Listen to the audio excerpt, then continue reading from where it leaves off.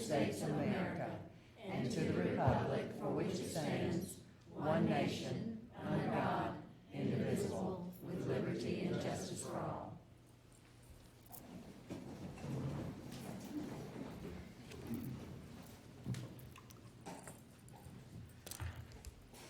Good evening and welcome to our December board meeting. I said this earlier at the work session. I said I didn't want to forget. I can't believe it's December, so I'm going to wish everybody now Merry Christmas, Happy Holidays, and Happy New Year, because we'll see you again in January. And appreciate being here at East Middle and you hosting us tonight. It's always a pleasure to be in the schools and learn more about what's going on. So let's see, let me make sure I'm on the right page. And I think I'm not. Okay. All right, I hope everybody's had a chance to look at their minutes from our previous meetings. Do I have a motion that we approve our minutes? So moved. Okay, and a second? Second. All in favor? Aye. Aye, all right. And the approval of our agenda, we're all set, correct? Okay, do I have a motion that we approve our agenda tonight? So moved. Okay, and a second? Second. All in favor? Very good. Okay, we're gonna turn it over now for our East Jackson High School comments, or highlight. Do you have something you would like to share before? Okay.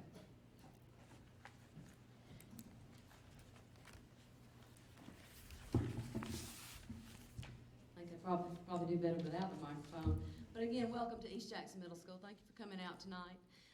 We have so many exciting things going on.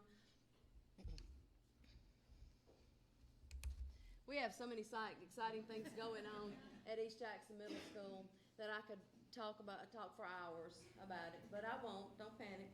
But I do think that that you need to see a sampling of what's going on here. But we want you to do that through the eyes of our students. And so, without further ado, I'm going to ask Miss Mia Artis to come up and introduce our presentation for the night.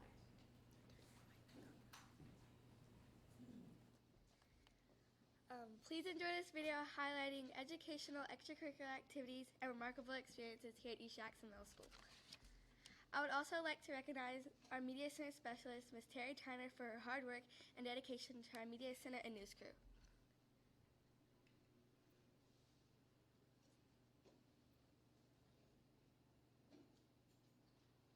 Hello, I'm Dennis, and welcome to the special edition of the EJMS News. I'm Mackenzie, and during this edition of the news, we'll have our 6th grade women reporters, Jessie, Addison, Savannah, and Barbara, reporting on how our students are soaring here at EJMS. Let's start our report with Savannah on Eagle Avenue. Hi, I'm Savannah, here reporting on Eagle Avenue. It has been an amazing year on Eagle Avenue, from learning to open lockers to visiting the Cobb Energy Center. Students on Eagle Avenue have had the opportunity to participate in a reading cafe, ratio tables using Fruit Loops, where they worked on math skills. One experience students will not forget about is the harvest garden.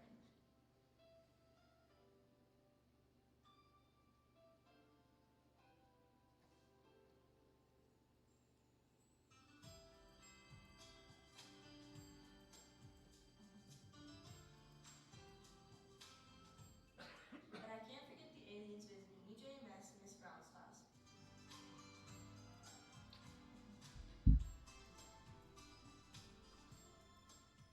Or the solar system projects in Miss Talbot's class.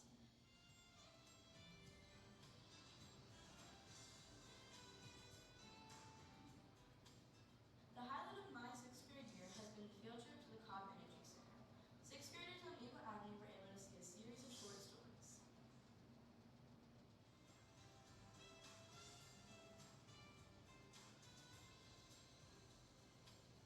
This has been Savannah reporting from Eagle Avenue. Now, here's Addison.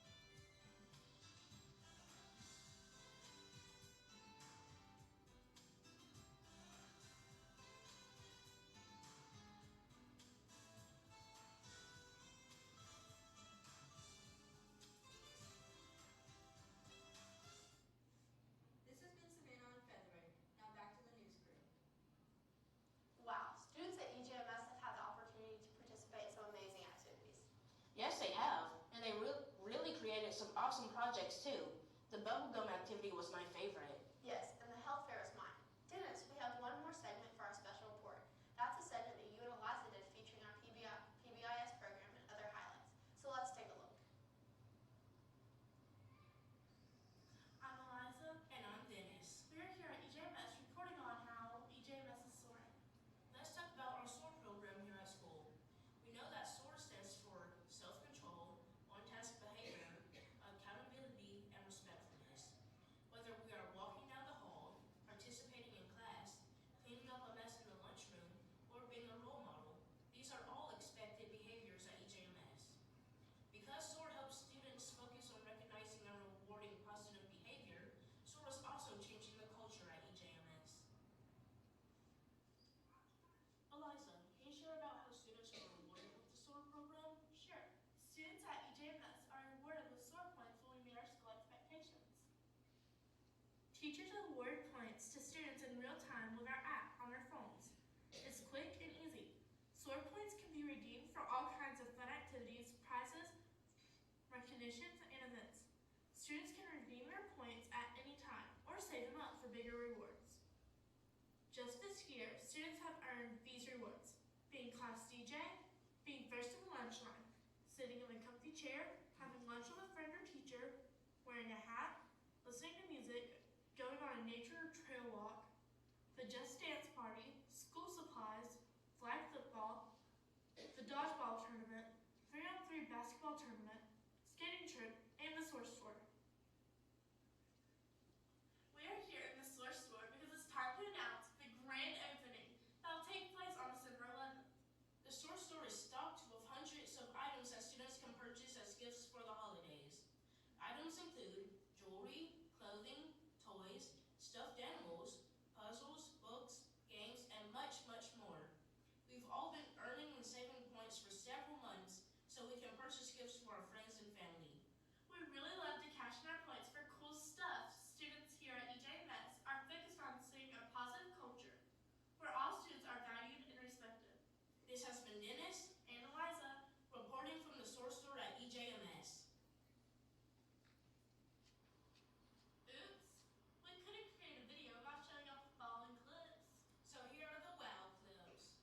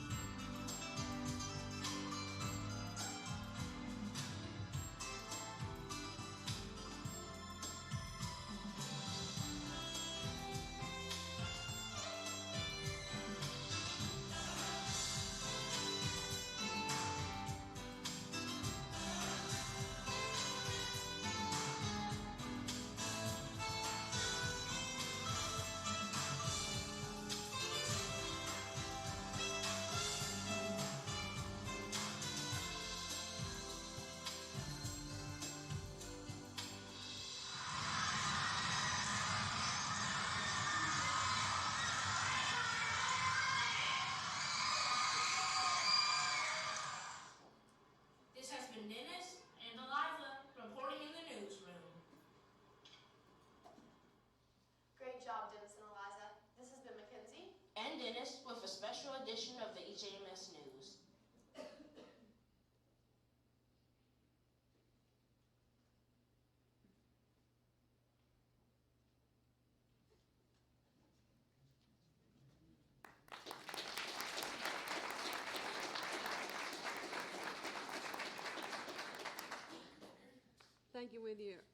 Thank you for your patience as we went through, and our kids, along with Miss Tyner, were the ones that produced this, and they didn't want to leave anybody out. And we cut it down. It's been cut down and cut down. I hope that you got a taste of what our kids do here and what they're proud of, and that's the key to our culture here, is that they're not only proud of our school, but they're proud of themselves and their accomplishments here. Thank you. Thank you.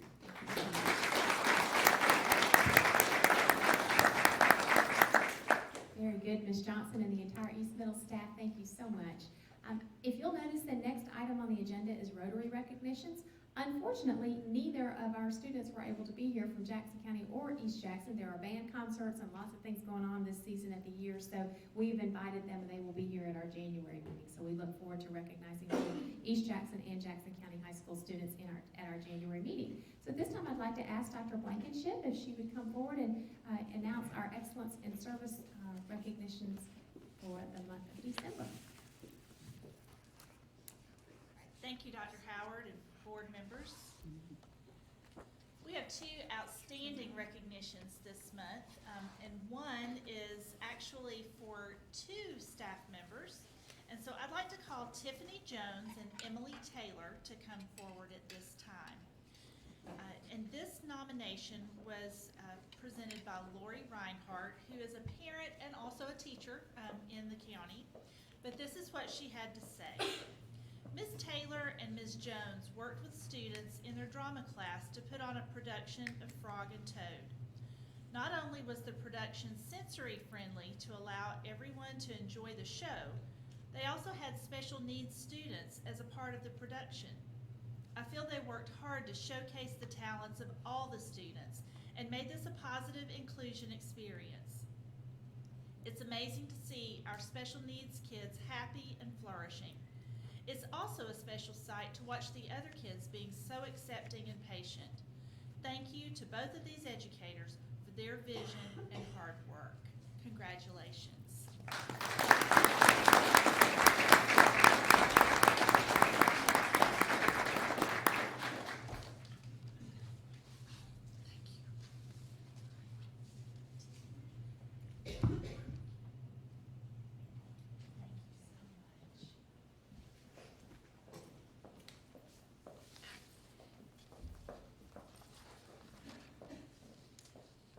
Our next recipient, that's a little bit better, isn't it? Our next recipient is Mr. Brenton Ruark from West Jackson Middle School. Mr. Ruark, if you'll come forward.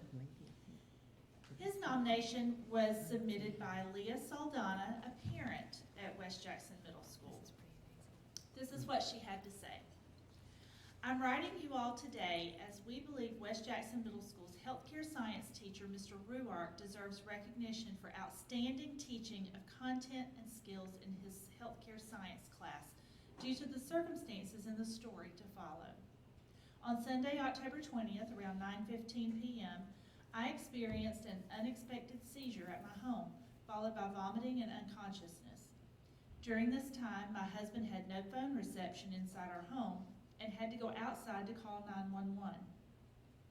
Our son, Mason, jumped right in, holding my head to the side and ensuring I had a pulse, and I was in a position as to not aspirate while I was having a seizure and in and out of consciousness vomiting.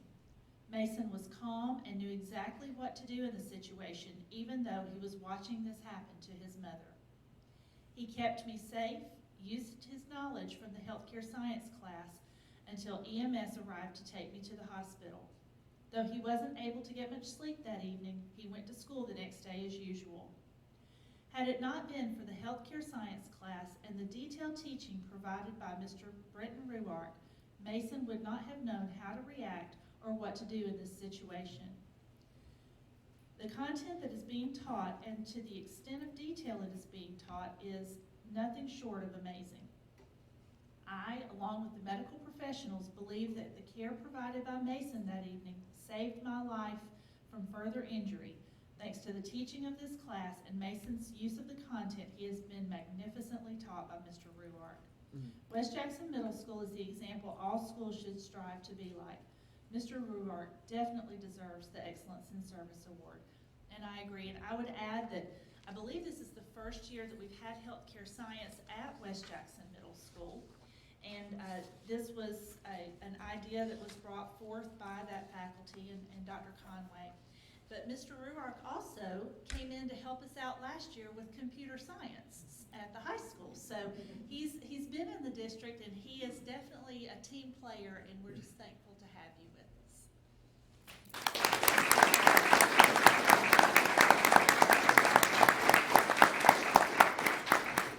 And I'll just add that anyone can make a nomination for an Excellence in Service Award.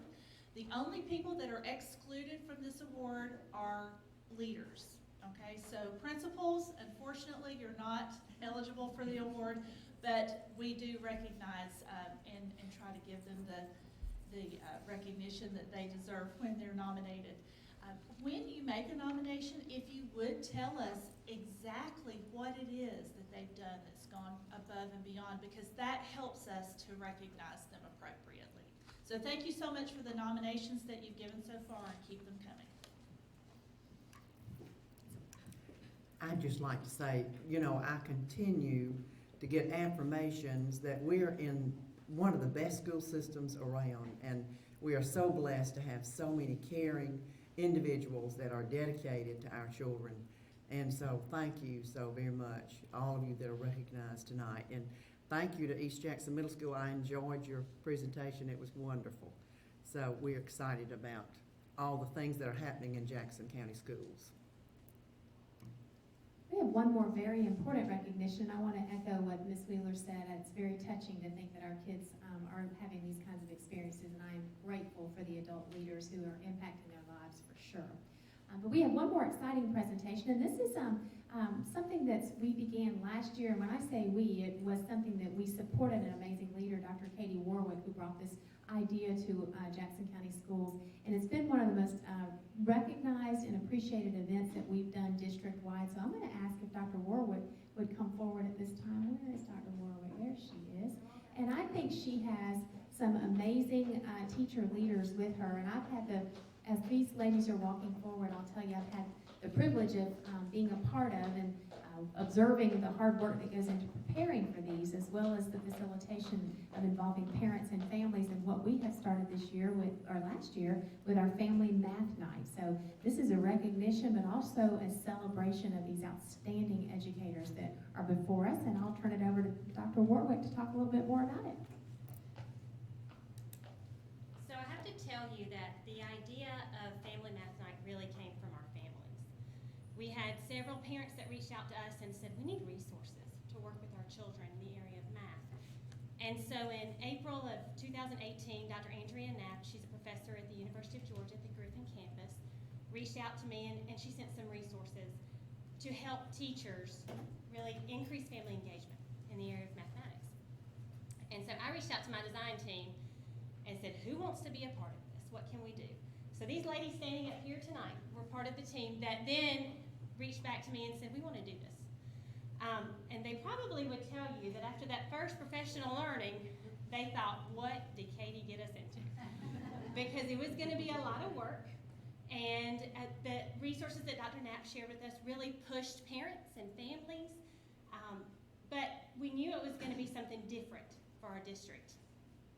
And so when we started these family math nights, I would walk from room to room, and as all of these ladies were standing up and presenting, it was amazing to see families that were from different schools sitting together and working together through math.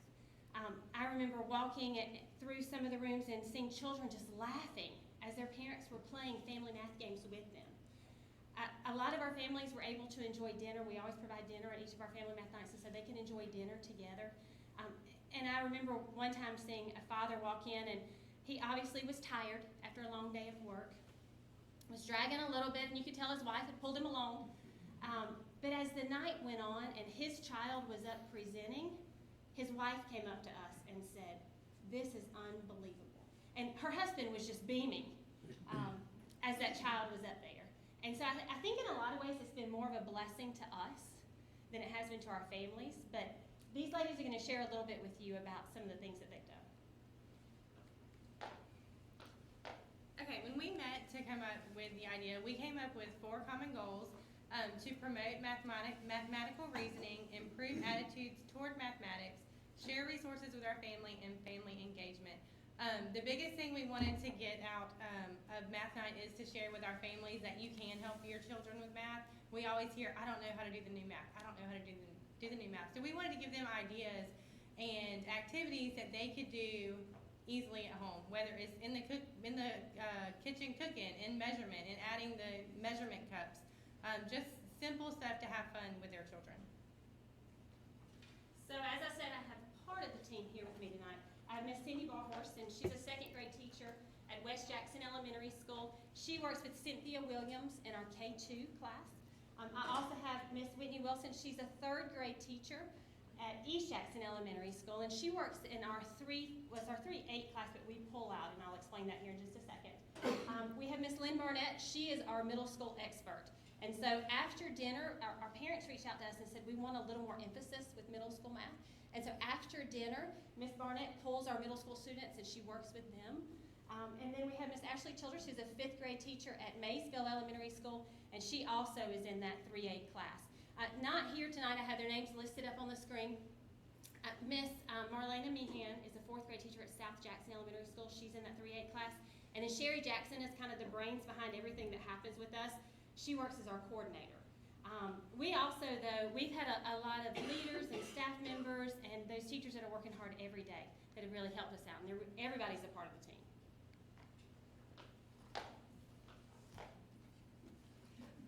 Our courses that we offer, beginning this year, we did invite a pre-K class because what we noticed is we had the younger children wanting to be there, but they could not do the 2nd and 1st grade math, so we did incorporate that this year. We have a K2 class and we have a 3-8 class, and then after dinner, starting this year, Lynn and I are able to pull out the middle school children and work with them individually.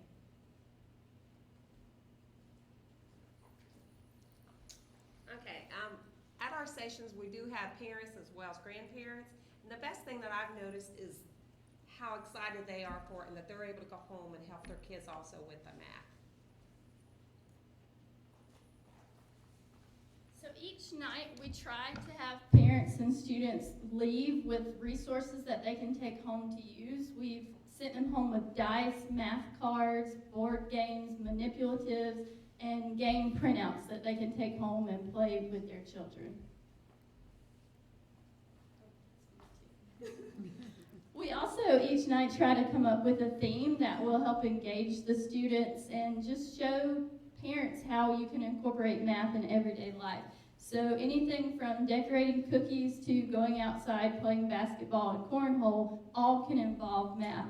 We've also had a technology-related night where we've used some robotics and definitely a lot of cards and dice and candy at Valentine's Day. So come join us for some great fun.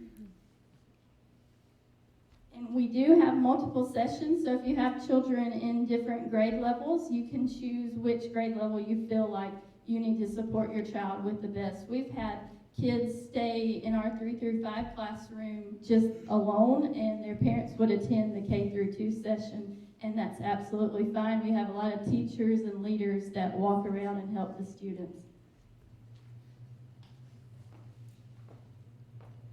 And we're fortunate enough to have the community support us. We've reached out to Zaxby's, Chick-fil-A, and then the Rotary Club has sponsored us twice for 2 different years.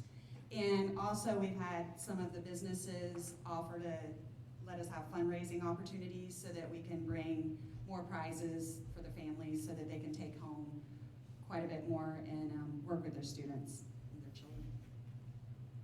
And we did outdoor activities. We had children play with toys, throw the ball, do different math games, hopscotch, and cornhole. So this was our final celebration last year. You can see that we did an outside spring celebration. The game on the side with the beach ball, we wrote numbers on there, and so parents could differentiate. They could add or multiply the numbers together as children caught the ball. So just trying to really incorporate some things that they could do over the summer to have some fun with their kids.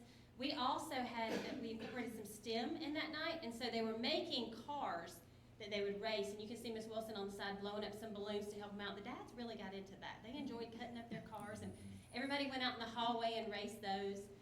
We do have 3 more family math nights coming up. So January 23rd, February 20th, and March 26th, we'll wrap it up. In January, our Central Office in Teaching and Learning are going to provide soups. And so that was a big hit last year. And so we decided to do that again this year. And then we'll have 1 more session in February, and we'll wrap it up again in March with our spring session. And so that's it. Any questions for us? All right, I just want to say thank you to my team. Thank you for being here. We appreciate it. Thank you very much.